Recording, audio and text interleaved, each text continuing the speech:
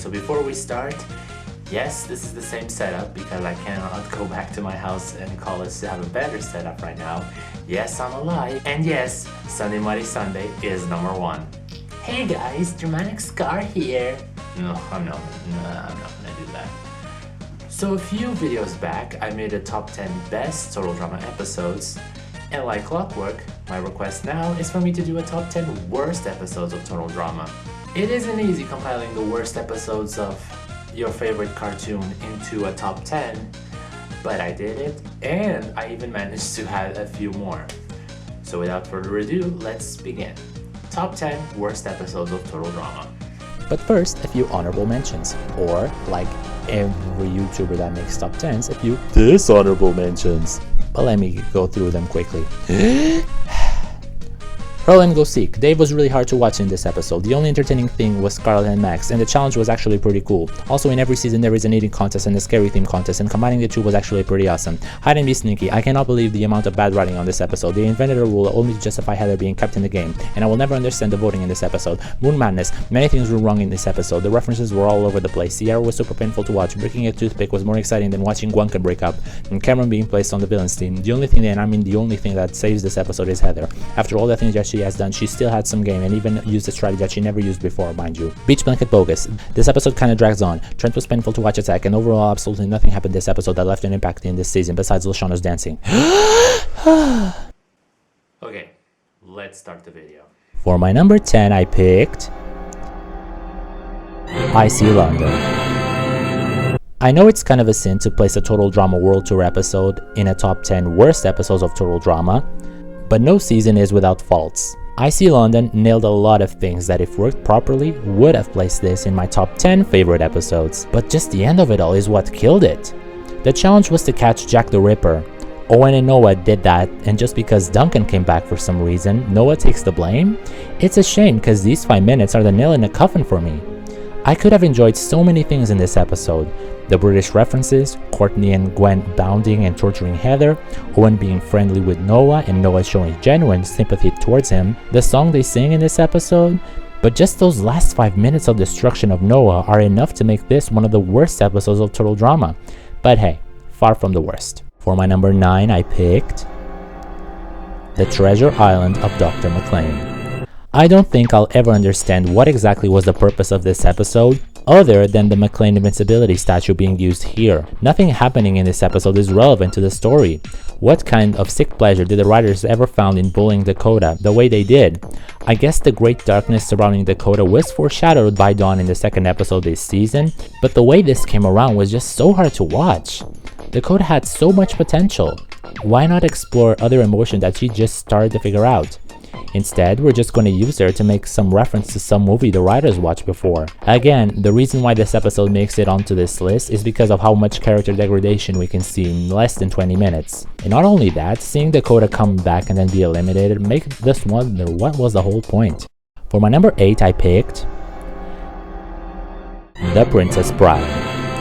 You will see that most of the episodes on this list are usually ones where the challenges are poorly created, and that is the worst thing a show like Total Drama can do. But let's examine this episode piece by piece, shall we? So Courtney puts on a boot and shoves Justin off a tower. Those are the only 2 things she does in this episode and wins immunity, while all the others go through so many challenges. The challenge was not well constructed and it kind of feels like it drags on. The most entertaining thing to watch is Beth suffering from head trauma and receiving all those gifts at the end of the episode.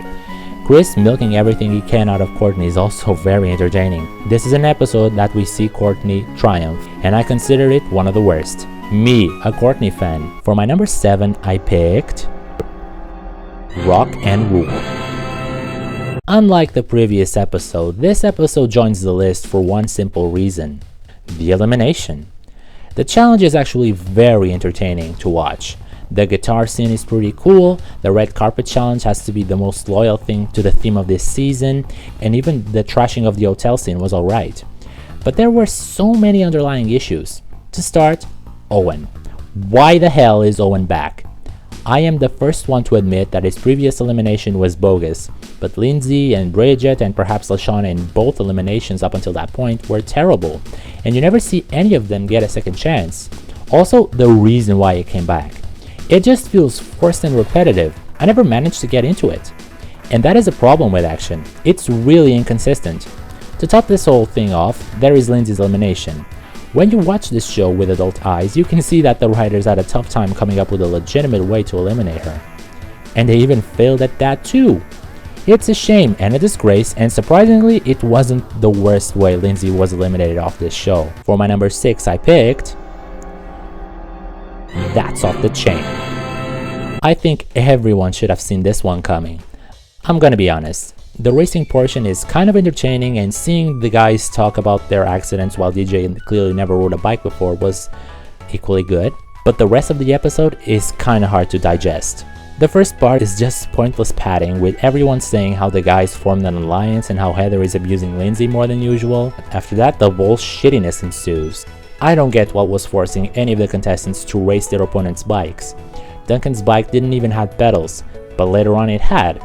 If Lindsay did better than all the other 7 contestants left on the island, how is it fair that she's the one being eliminated? However, there is a redeeming quality in this episode. No, not the cussing scene, but the way Lindsay left on such a head-held high note. I love the way she said goodbye to practically everyone, including Heather, even wishing her good luck and hoping that she gets everything her karma owns her. And can we just address how good of a send-off line that is?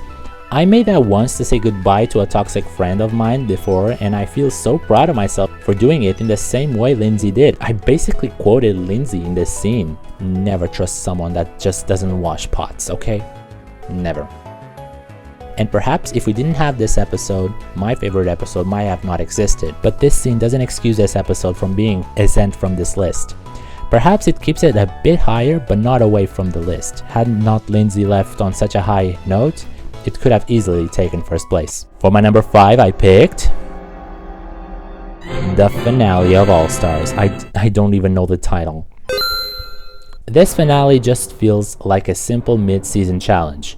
It is very boring. Yeah, sure, we all know that Mike was gonna come back to its senses in this episode. After Mike comes to his senses though, what are we left with? A very weak finale. Heather and Alejandro were entertaining, but that alone is not enough to save it. Other than that, who exactly thought that sending the contestants flying off was a good idea? Literally 0 people like that, and it's just bad fan service. And just like clockwork, here is Owen, just farting and not a single reminder of what a nice soul he is. All the writers remember that he exists, and he farts. Actually, I saw that coming at around the time episode 9 premiered because I read the voice actors in the credits and Scott McCord appeared listed in. Yes, I watched those. Oh, and this episode kills Campo Awanakwa. Yeah, everyone asked for that, right? For my number 4, I picked Lies, Cries, and One Big Prize. That's probably the only good thing about this episode, its title. So speaking of bad finales, what could be worse than a finale where practically nothing interesting happens? That's easy, a finale that makes the same mistakes as its ancestor and has no characters to save it.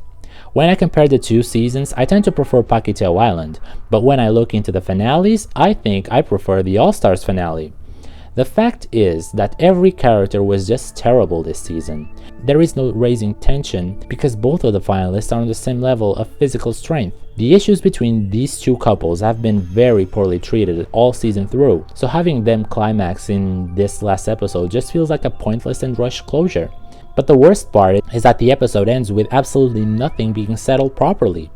Yes, the All-Stars finale was bad, but at least it stood by the crap it made and it finished in a complete manner. And that is not the case here. And can we talk about how tired Chris's character was sounding at this point? I mean, he was in everyone's faces in this episode. It was just sadistic for the sake of sadistic. At least in All-Stars, he pulled off some jokes.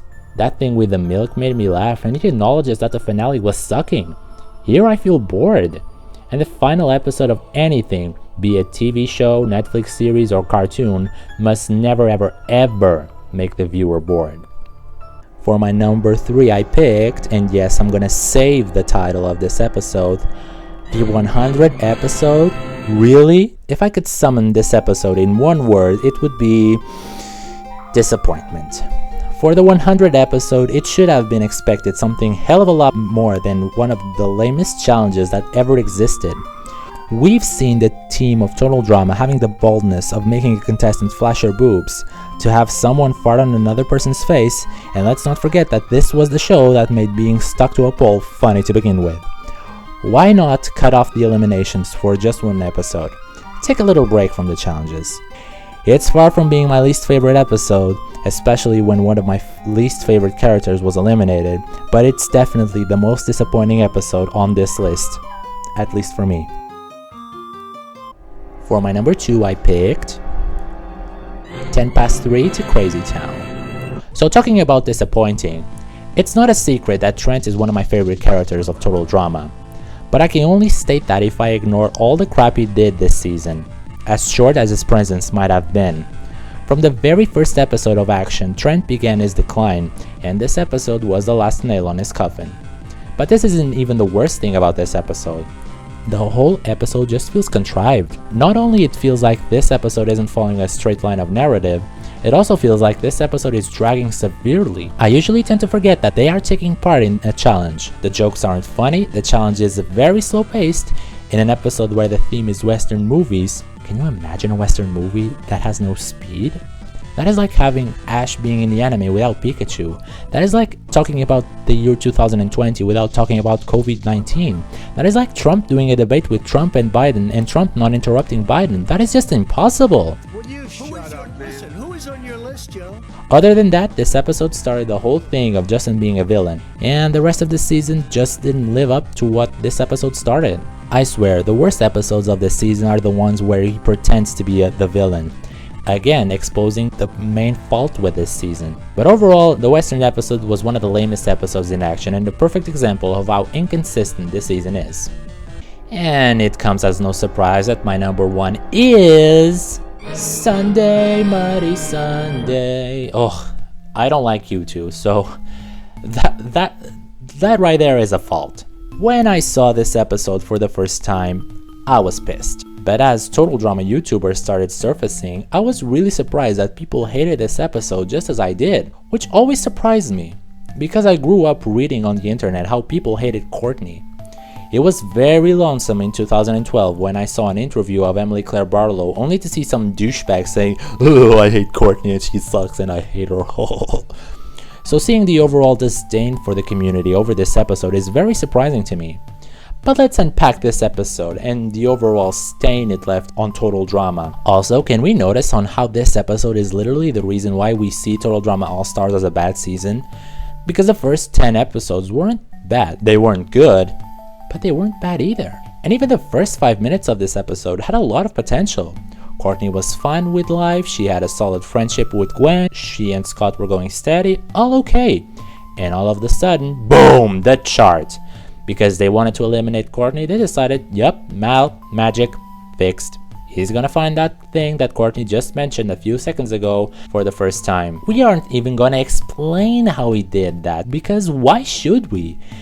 If she had been crafting that chart during the season, if we had seen her tinkering with it, this would have been so much better. Heck, if only we had seen how Mel got hold of that. No. This episode would have been passable. We would have understood that not only that Courtney perhaps had no intentions of being friends with Gwen from the beginning, but we would also have her selfish attitude coming back to bite her. But she admits that she's okay with losing the $1 million to Gwen 3 episodes prior, an episode that was written by the same person that wrote this catastrophe, might I add. And honestly, because the video will get really long if I sit here in my wardrobe reading my script to my mic, I'm just gonna speed through these flaws.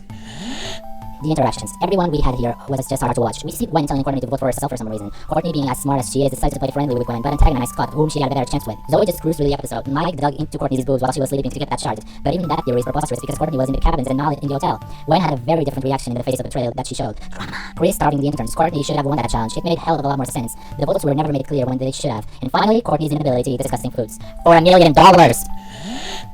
And I guess that is all I had to say about this. These were my opinions on the worst episodes of Total Drama ever.